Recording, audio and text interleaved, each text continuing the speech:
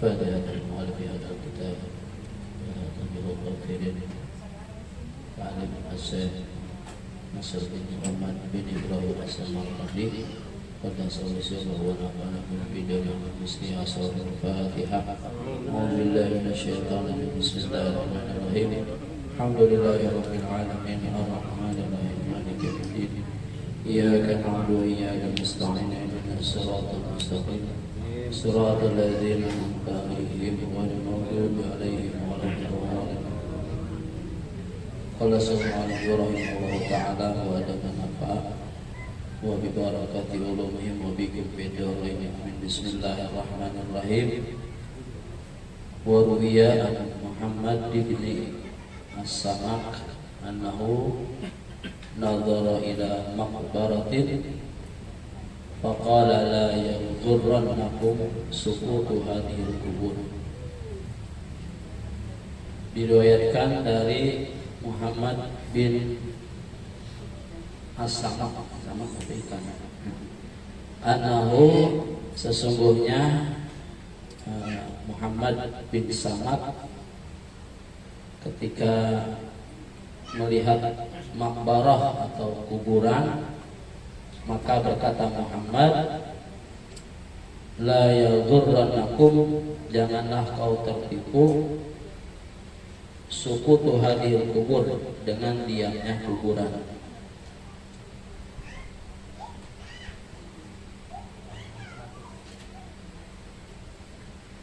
Fama aksarul mu'min biha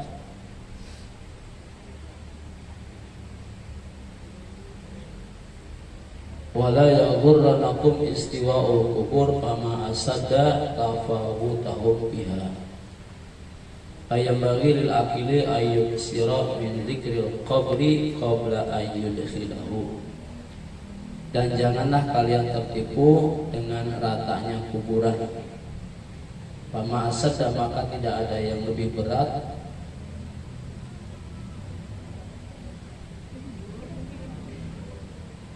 daripada datangnya ajal. Bayam bagi akili, maka seyogianya bagi orang berakal ayyuk siro, untuk memperbanyak min dzikril qabri, untuk mengingat kubur sebelum memasukinya ke dalam liang lahat.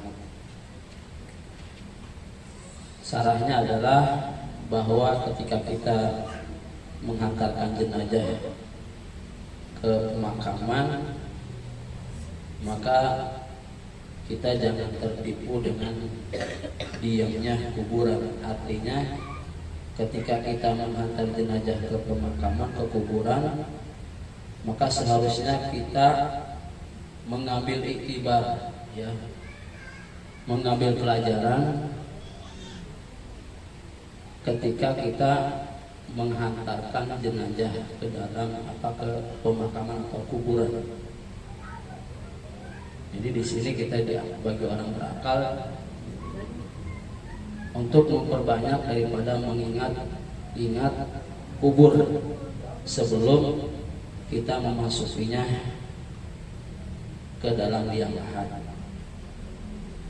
Jadi maka pahala orang yang menghantarkan jenazah ke kuburan itu kalau tidak salah mendapatkan 2 qirat, ya.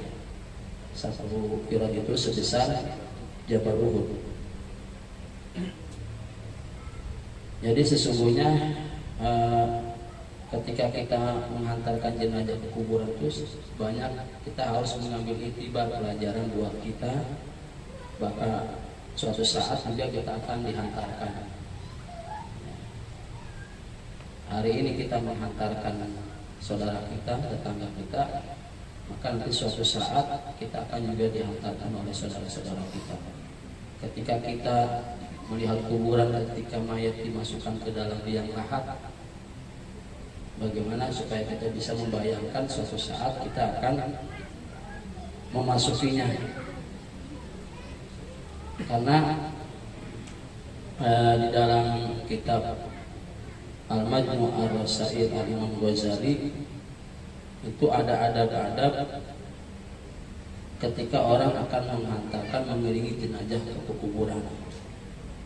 Ada masih bil janazah, ada beberapa adab ketika mengiringi jenazah. Yang pertama dawamul khusyu'i, yaitu senantiasa khusyuk.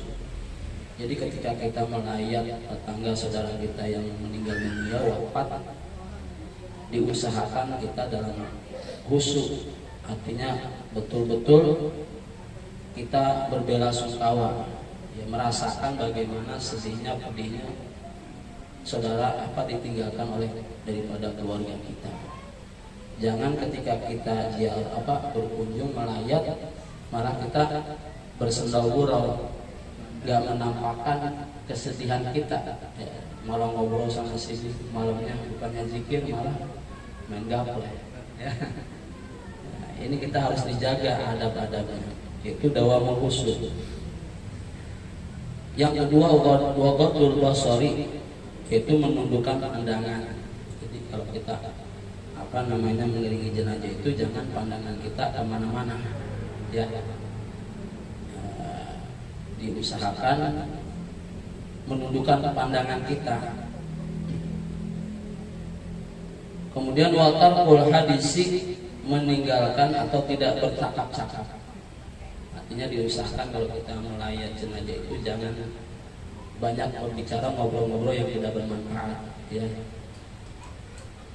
Kalau kita melayat, ya, kita berbelasungkawa, kemudian membaca zikir, tahlil, yasin. Itu watarkul hadis. Kemudian wa mulahaqatul mayyit bil tibari. Kemudian mengamati jenazah dengan mengambil pelajaran darinya. Ini bukan sekedar kita melihat jenazah, kita nggak ada perasaan hati kita, nggak ada perasaan takut. Bagaimana kita membayangkan suatu saat juga kita akan terkujur. Kemudian wattafakkuru bima yujibu bihi minas su'al. Kemudian memikirkan pertanyaan kubur yang harus dijawabnya. Maka kalau kita menguburkan jenazah suka dibaca talqin, itu nanti semua kita akan ditanya 6 pertanyaan. Man rabbuka, siapa Tuhanmu? Wa ma dinuka, kemudian agamamu. Wa ma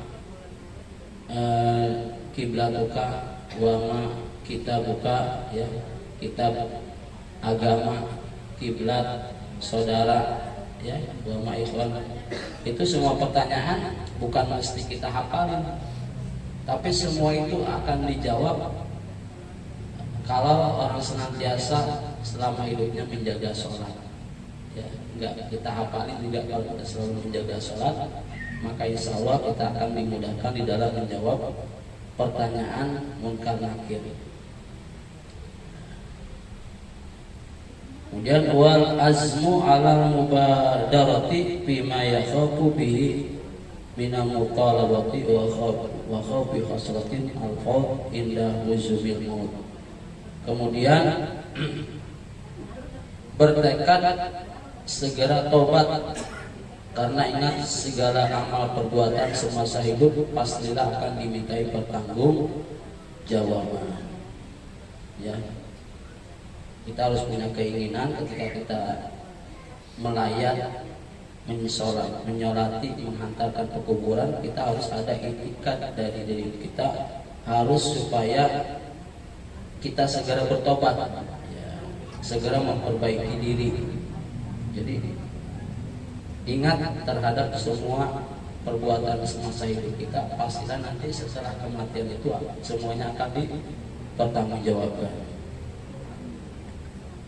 Kemudian juga berharap agar tidak termasuk ke dalam golongan yang akhir hidupnya buruk ketika maut datang menjemput. Jadi kita berharap ketika kita melayat, mensolatkan, menghantarkan jenazah, kita berharap supaya kita dalam wafatnya itu dalam keadaan husnul khotimah.